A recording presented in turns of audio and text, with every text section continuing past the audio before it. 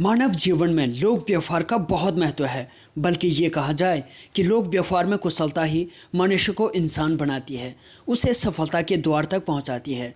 तो कोई अतिशयोक्ति नहीं होगी, बिना उचित लोक व्यवहार के लोगों को जीतना असंभव है। लोक व्यवहार व्यक्ति को पूरी तरह से बदल देता है। जैसे खदान से निकलने पर खनिज को तपाकर सोना बनाया जाता है, वैसे ही लोक व्यवहार की चाशनी में पककर व्यक्ति खरा सोना बन जाता है।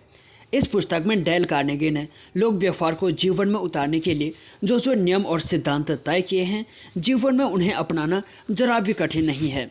लोक व्यवहार के सामान्य नियम: अपनी बातों को नाटकीय अंदाज में पेश करें और चमत्कारी परिणाम देखें। अपनी सभी गलतियां और कमियां गिनाने के बाद ही किसी की कमियां गिनाएं। अपने विचार को इस दृढ़ता से पेश करें कि सामने वाले को वो अपना ही विचार लगने लगे। आदेश देने के बजाय प्रश्न पूछें। ईमानदारी के साथ सामने वाले इंसान का नज़रिया समझने की कोशिश करें। ईमानदारी के साथ सामने वाले को उसका दृष्टिकोण प्रस्तुत करने का अवसर दें और उसके विचारों और इच्छाओं के प्रति सहानुभूति दर्शाएं। काम या बात की शुरुआत दोस्ती भरे अंदाज से करें और सामने वाले को ज़्यादा बोलने का अवसर दें। गलती होने पर उसे स्वीकार करने में झिझकें नहीं। चुनौतियाँ दीजिए और लीजिए। दूसरों को प्रोत्साहित करते हुए बताएं कि गलतियों को सुधारना कठिन काम नहीं है। बहस का लाभ ये है कि उसे बचकर निकल जाएं। लोगों की गलतियों को दो टूक बताने की भूल कभी ना करें। व्यक्ति को एक ऐसी छवि में कैद कर दें जिससे वो बदलना ना चाहिए। व्यक्ति को नाम से पुकारें जो उसके लिए सबसे महत्वपूर्ण और आनंददायक शब्द होता है। सबके विचारों का सम्मान करें, उन्हें गलत न ठहराएं। सामने मौजूद व्यक्ति को अपमानित न करें। सामने वालों को प्रोत्साहित करें और ये बताएं कि गलतियों को सुधारना बहुत मुश्किल काम नहीं है। सामने वाले को बोलने के लिए प्रोत्साहित करें और अच्छे श्रोता बनें। सामने वाले व्यक्ति के विचारों और इच्छाओं के बारे में सहानुभूति जरूर रखें। सामने वालों में सच्ची और वास्तविक दिलचस्पी लें। हमेशा मुस्कान बिखेरें। हमेशा सच्ची तारीफ से अपनी बात की शुरुआत करें। हर सुधार की खुले दिल से तारीफ करें। ऑथर कहते हैं, मैं एक ऐसे व्यक्ति को जानता हूं जो 15 वर्ष से एक बड़ी इंश्योरेंस कंपनी का मैनेजर है। वो हर महीने अपनी कंपनी द्वारा जारी किए गए इंश्योरेंस के सभी कारनामे पढ़ता है। वो उन्हें महीनों और वर्षों तक पढ़ता रहता है। क्यों? इसलिए कि उसने अपने अनुभव से ये सीखा है कि उन कारनामों की शर्तों को ठीक ठीक याद रखने का एक यही तरीका है। ऑथर कहते हैं, एक बार मैंने पब्लिक स्पीकिंग पर एक पुस्तक लिखने में 2 वर्ष बिता दिए। फिर भी अपने पुस्तक में मैंने जो कुछ भी लिखा था उसे याद रखने के लिए उस पुस्तक को समय समय पर मुझे पढ़ते रहना पड़ता है। जिस शीघ्रता से हम बातों को भूल जाते हैं उस पर मुझे आश्चर्य होता है। इसीलिए यदि आप इस पुस्तक से वास्तविक और अस्थायी लाभ प्राप्त करना चाहते हैं तो ये मत समझिए कि एक बार इससे सरसरी निगाहों से देख लेना पर्याप्त है। इसको भली भांति पढ़ लेने के बाद आपको चाहिए कि हर महीने इसे दोबारा पढ़ने में आप कुछ घंटे खर्च करें और प्रतिदिन इसे आप अपने डेस्क पर अपने सामने रखें। इसे उलटते पलटते और निरंतर अपने मन पर संस्कार डालते रहें कि इस पुस्तक की सहायता से आप कितनी बड़ी उन्नति कर सकते हैं। याद रखिए, इन सिद्धांतों का निरंतर प्रयोग और दोहराव ही इन्हें आपके स्वभाव का एक अंग बना सकेगा और तभी आप अनजाने ही इन पर आचरण करने लगेंगे। इसके सिवा कोई दूसरा उपाय ही नहीं है। बर्नार्ड शॉ ने एक बार कहा था, यदि आप किसी मनुष्य को कोई बात सिखाना चाहेंगे तो वो कभी नहीं सीखेगा। शॉ का ये कथन बिल्कुल सही था। सीखना एक सक्रिय प्रक्रिया है, काम करके ही सीखते हैं। इसीलिए यदि आप उन सिद्धांतों पर पूर्ण प्रभुत्व पाना चाहते हैं जिनका अध्ययन आप इस पुस्तक में कर रहे हैं तो उनके संबंध में कुछ कीजिए। जब भी सुयोग मिले इन नियमों का प्रयोग कीजिए। यदि आप ऐसा नहीं करेंगे तो उन्हें जल्दी ही भूल जाएंगे। केवल वही ज्ञान मस्तिष्क में टिकता है जिसका उपयोग किया गया हो। ऑथर कहते हैं, हो सकता है हर समय मुझे इन सुझावों का प्रयोग करना कठिन लगे। मैं ऐसा इसलिए कह रहा हूँ क्योंकि मैंने ये पुस्तक लिखी है। इसमें लिखी गई प्रत्येक बात का प्रयोग करना मुझे कठिन जान पड़ता है। इसीलिए जब भी आप ये पुस्तक पढ़ें, याद रखें कि आप केवल जानकारी प्राप्त करने का प्रयत्न नहीं कर रहे हैं बल्कि नई आदतों का निर्माण करने का प्रयत्न भी कर रहे हैं। हाँ, आप एक नया जीवन मार्ग का निर्माण कर रहे हैं। आलोचना से बचें क्योंकि इसमें किसी भी तरह का सुधार नहीं किया जा सकता। अगर आप अपने जीवन में निराश हो चुके हैं तो दिल से कुछ काम करें और उसी के लिए जिएं और मरें। निश्चित ही आपको वो खुशी मिलेगी जिसकी आप तलाश कर रहे हैं।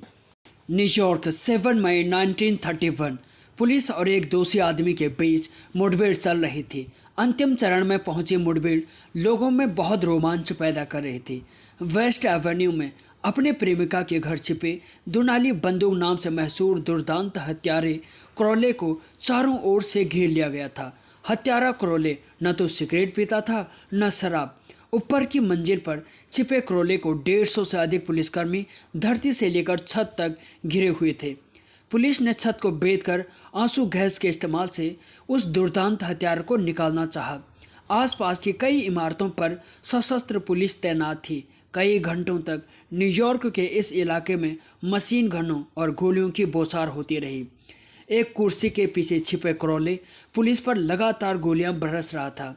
इससे पहले न्यूयॉर्क शहर में लोगों ने ऐसा नज़ारा शायद ही कभी देखा हो, इसीलिए हजारों लोग इस मुठभेड़ का रोमांच उठा रहे थे। आखिरकार क्रोले को पुलिस ने पकड़ लिया। बाद में पुलिस कमिश्नर E.P. मार्लिन ने बताया, क्रोले न्यूयॉर्क के इतिहास में अब तक का सबसे खतरनाक अपराधियों में से एक था। वो इतना चौकन्ना और चालाक था कि आहट मिलते ही किसी को भी मार देता था। दुनाली बंदूक उर्फ क्रोले पर जब पुलिस गोलियों की बौछार कर रही थी तब उसने एक चिट्ठी लिखी। मेरी शर्ट के नीचे एक बड़ा दयालु परंतु दुखी दिल है, एक ऐसा कोमल दिल जो किसी को भी नुकसान नहीं पहुंचाना चाहता। उसके घावों से लगातार बहते खून के निशान उस चिट्ठी पर भी लग गए। इसके कुछ समय पहले की बात है। क्रोले आइलैंड पर गांव के एक वीरान सड़क पर अपनी प्रेमिका के साथ मस्ती कर रहा था। तभी एक पुलिस वाला उसकी कार के पास पहुंचा और लाइसेंस दिखाने के लिए कहा। इतने पर ही बेरहम क्रोले ने अपने रिवॉल्वर निकालकर पुलिस वाले के सीने को गोलियों से छलनी कर दिया। पुलिस वाला मरकर जमीन पर गिर गया तो क्रोले ने एक और गोली उसके सीने पर दाग दी। वही बेरहम क्रोले कह रहा था, मेरी शर्ट के नीचे एक दयालु परंतु दुखी दिल है, ऐसा दिल जो किसी भी प्राणी को नुकसान नहीं पहुंचाना चाहता। क्रोले को उसके बेरहम कारनामों के लिए मृत्युदंड मिला। जब उसे सिंह कारावास में फांसी के लिए ले जाया जा रहा था तो उसने कहा, यह लोगों की जान लेने की नहीं बल्कि खुद को बचाने की सज़ा है। इस कथा का सारांश ये है कि क्रोले अपने किसी भी अपराध के लिए खुद को कसूरवार नहीं मानता था। आप मानते हैं कि अपराधियों में यह असामान्य सी बात हो सकती है? अपनी ज़िंदगी के सुनहरे दिनों में मैंने लोगों के दुख दर्द दूर करने, उन्हें सुखी बनाने में खपा दिए, लेकिन बदले में मुझे क्या मिला? सिर्फ गालियां और पुलिस से लुका छुपी। ये विचार अमेरिका में शिकागो के सबसे कुख्यात दोषी अल कुपोन के हैं।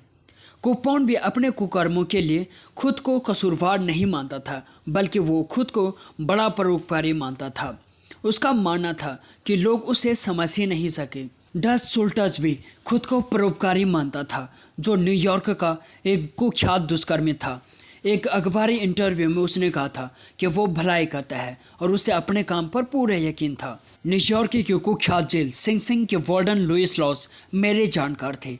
इस विषय पर ज़्यादा जानकारी के लिए मैंने उनसे संपर्क किया। उन्होंने बताया कि उनकी जेल के बहुत कम दोषी खुद को गलत समझते थे। ज़्यादातर अपने गलत कामों को कुतर्कों से सही ठहराने की कोशिश करते थे कि उन्होंने अपनी जान बचाने के लिए किसी पर गोली चलाई या फिर परोपकार के लिए बैंक को लूटा। इन्हीं कुतर्कों से हर दोषी आदमी खुद को सही सिद्ध करने की पूरी कोशिश करता और खुद को सज़ा का हकदार भी नहीं मानता। अगर अल कुपोन, क्रोले, डस शुल्टज या फिर जेल में बंद ज़्यादातर दोषी खुद को कसूरवार नहीं मानते तो फिर वो लोग खुद को क्या कहते हैं जिनसे हमारा दिनों दिन सामना होता है। अमेरिकी स्टोर्स की चेन के मालिक खुद जॉन वॉमेकर ने यह बात मानी कि किसी और को दोष देना मूर्खता है। वर्षों पहले ही मैंने ये बात समझ लिया था। मेरे पास सर खपाने के लिए अपने खुद की ढेरों मुसीबतें हैं, तो फिर मैं इस बात में वक्त बर्बाद क्यों करूं कि भगवान ने सबको सोचने के लिए एक जैसी बुद्धि क्यों नहीं दी। मैंने 20 गलतियां की और 33 साल में जो सबक सीख पाया उससे वॉमेकर ने जल्द ही सीख लिया था। बाद में मैं समझ गया कि 100 में से 99 लोग जो त्रुटि करते हैं उसके लिए अपने आप को कभी कसूरवार नहीं मानते। कभी भी उन्हें अपने त्रुटि दिखाई ही नहीं देती है। वो कभी भी अपने अंदर नहीं झांकते। किसी की आलोचना करना बेकार है, क्योंकि इससे उसमें कोई सुधार नहीं होता, बल्कि आलोचना का मारा आदमी अपने बचाव में बहाने और कुतर्क करने लगता है। फिर आलोचना से सामने वाले का आत्मसम्मान भी आहत होता है और वो आपसे नफरत करने लगता है। जॉनस्टन एक इंजीनियरिंग कंपनी में सुरक्षा अधिकारी थे।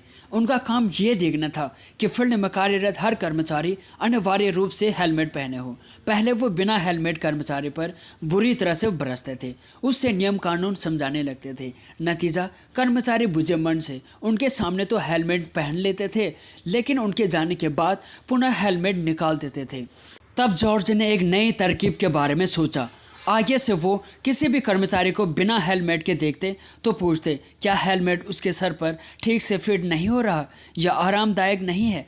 बातों बातों में वो उससे ये भी एहसास करा देते थे कि हेलमेट उसकी सुरक्षा के लिए है, न कि बोझ के लिए। परिणाम ये हुआ कि सभी कर्मचारियों को अपनी सुरक्षा का एहसास हुआ। उन्होंने मन मर्जी से हेलमेट पहनने शुरू कर दिए। जॉर्ज के प्रति उनके मन में कोई खटास भी नहीं आई। सच्ची तारीफ करें और कामयाबी को चूमें। अगर आपको नींद नहीं आ रही है तो उठो और कुछ करो, बजाय लेटे रहने और चिंता करने की। नींद की कमी नहीं, बल्कि चिंता आपको नुकसान पहुंचाती है। अमेरिकी ऑथर सिगमंड फ्रॉयड ने कहा था, किसी भी कार्य को करने के पीछे आदमी की दो मूल इच्छाएं होती हैं। पहला, महान बनने की अभिलाषा और दूसरा, सेक्स की आकांक्षा। इसी बात को कुछ अलग ढंग से अमेरिका के महान दार्शनिक जॉन डुई ने इस तरह कहा था, मानव प्रकृति में महानतम आकांक्षा महान बनने की आकांक्षा होती है। इस पूरे संसार में सिर्फ एक ही तरीका अपनाकर ही हम किसी से कोई काम करवा सकते हैं। सोचिए कि वो कौन सा तरीका है। वो आसान तरीका है उस खास आदमी में उस खास काम को करने की इच्छा जागृत करना। ये बात दिमाग में रख लें कि इसके अलावा कोई दूसरा तरीका नहीं है दूसरों से काम करवाने का।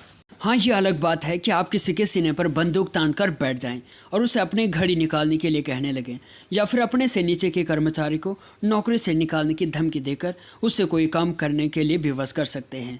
एक बच्चे से भी आप कोई काम जबरन नहीं करवा सकते हैं। अगर आप उसे बुरी तरह से पीट डालें या किसी अन्य तरह से बया दोहन करें तो वो कोई काम जरूर कर सकता है, लेकिन इन हिंसक तरीकों से परिणाम दुखद ही होते हैं। इस तरह सिर्फ एक तरीके से मैं आपसे कोई चीज़ हासिल कर सकता हूँ, और वो तरीका है आपको वो चीज़ देना जिस चीज़ के आप इच्छुक हैं। आखिर आप किस चीज़ के लिए इच्छुक हैं? मैं आपसे फिर पूछता हूँ, आप क्या चाहते हैं? वैसे तो हम कई चीज़ें चाहते हैं, लेकिन बहुत ही कम चीज़ें ऐसी होती हैं जिन्हें हम इतनी आतुरता से चाहते हैं कि उनके बिना हमारा जीवन जीना असंभव हो जाता है। जैसे भोजन, भरपूर नींद और आज के ज़माने में पैसे। एक बार अब्राहम लिंकन ने अपने एक पत्र की शुरुआत इस तरह की थी, हर किसी को अपनी तारीफ ही अच्छी लगती है। विलियम जेम्स ने इस बात को कुछ इस तरह से कहा था, हर आदमी मन की गहराई से यही चाहता है कि उसे तारीफ मिले, उसे सराहा जाए।